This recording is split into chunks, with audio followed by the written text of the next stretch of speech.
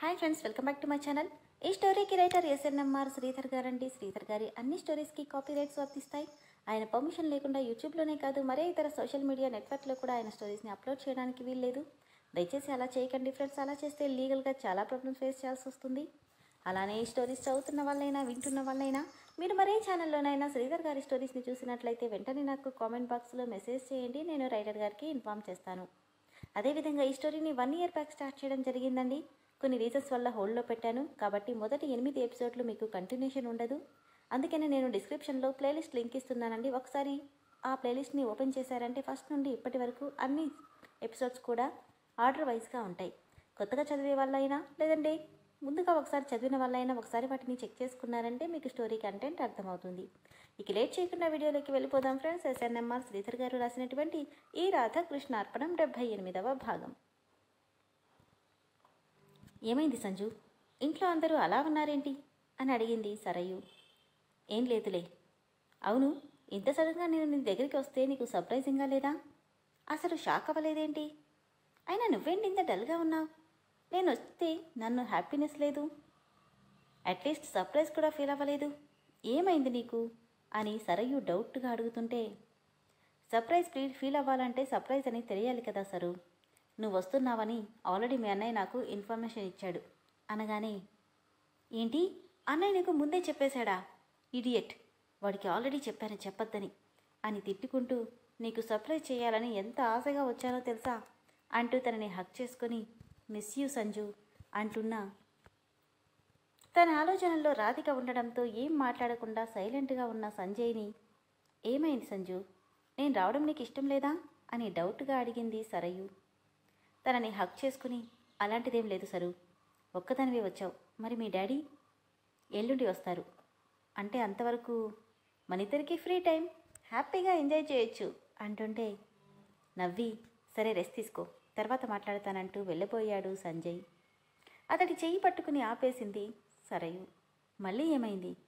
ఇక నన్ను దూరం పెట్టకు సంజు, నువ్వు లేకపోతే నేను ఉండలేను, వీలైనంత త్వరగా పెళ్లి చేసుకుందాం అంటుంటే తెలియటి కలవరం మొదలైంది సంజయ్లో. ఏంటి మాట్లాడావు?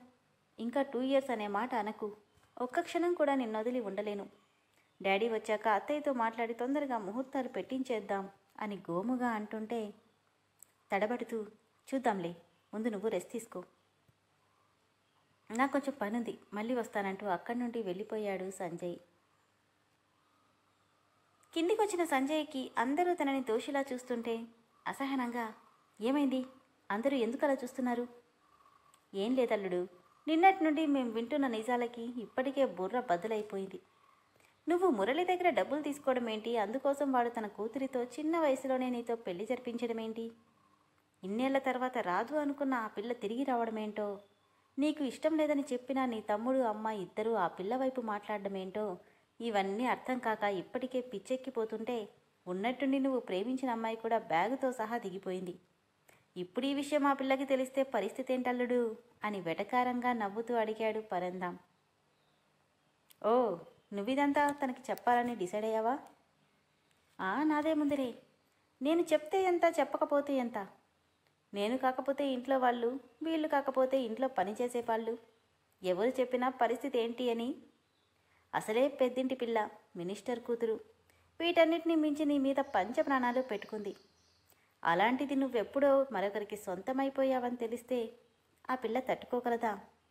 ఏదైనా అఘాయిత్యం చేసుకుంటే అనగానే, మావయ్య అని గట్టిగా అరిచేశాడు సంజయ్.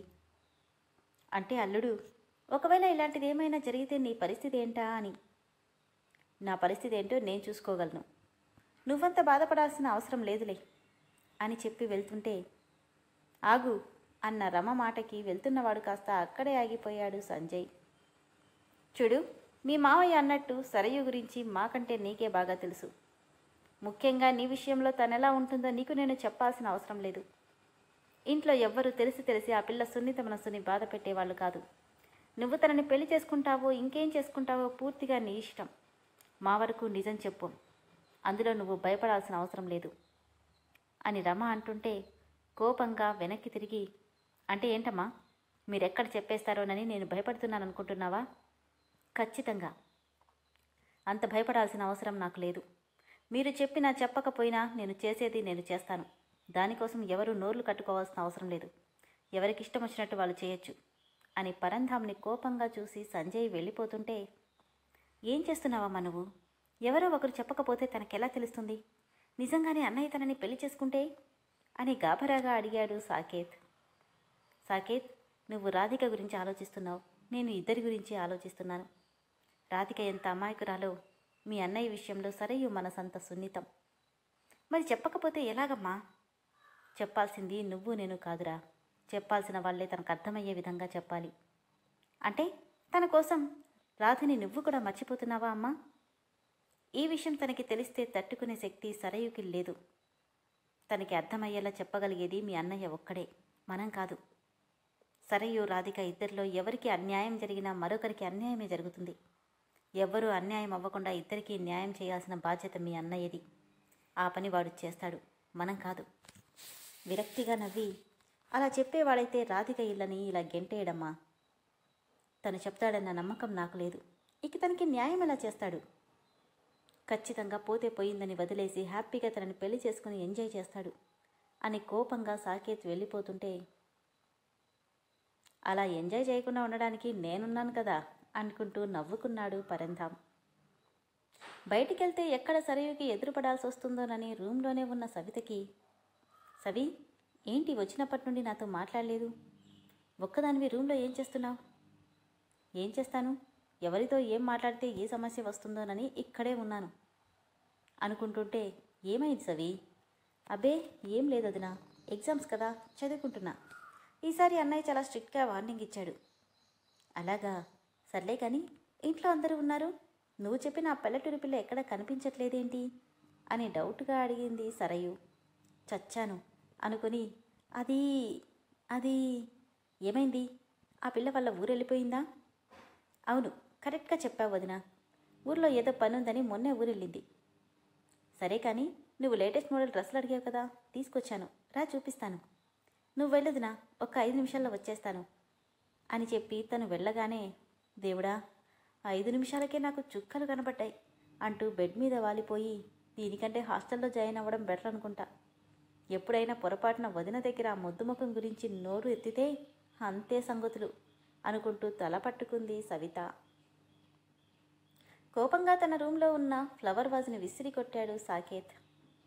ఆఖరికి అమ్మ కూడా సరయు పార్టీలోకి మారిపోయింది. రాధికని ఎవ్వరూ పట్టించుకోవట్లేదు. ఈ రాధికకి కూడా బుద్ధి లేదు. చెప్పా పెట్టకుండా ఇంట్లో నుండి వెళ్ళిపోయింది. ఇప్పుడు తను ఎక్కడుందో ఎక్కడ వెతకాలి?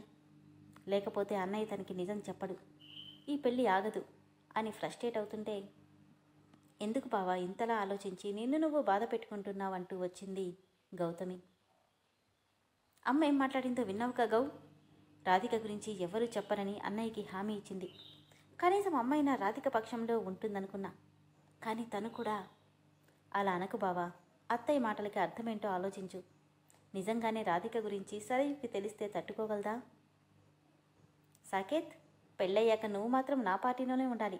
మన ముగ్గురం ఒక పార్టీ, మీ అన్నయ్య మాత్రం ఒక పార్టీ, సరేనా అని ఎప్పుడూ తనతో తోబుట్టువులా మాట్లాడే సరయు మాటలు గుర్తొస్తుంటే, నిజమే, ఈ విషయం తెలిస్తే తట్టుకోలేదు. పాపం తను కూడా అన్నయ్యని ప్రాణం కంటే ఎక్కువగా ప్రేమించింది. అందుకే అత్తయ్య అలా మాట్లాడింది బావా. తనకి నచ్చ చెప్పాలంటే అది బావ వల్లే అవుతుంది. అత్తయ్యకి బావ మీద నమ్మకం ఉంది. తను ఇద్దరికీ అన్యాయం చేయడు. అదెలా కుదురుతుంది గౌతమి? అసలు అది జరిగే పనేనా? ఏమో, తలుచుకుంటే నాకే ఒళ్ళంతా వణికిపోతుంది. పెద్ద బావ ఈ సమస్యని ఎలా పరిష్కరిస్తాడో ఏంటో అని నిట్టూర్చింది గౌతమి. విన్నారు కదా ఫ్రెండ్స్, మరి సరయు రాధికలకి ఇద్దరికీ న్యాయం జరిగేలా సంజయ్ ఏం చేస్తాడో తదుపరి ఎపిసోడ్స్లో తెలుసుకుందాం.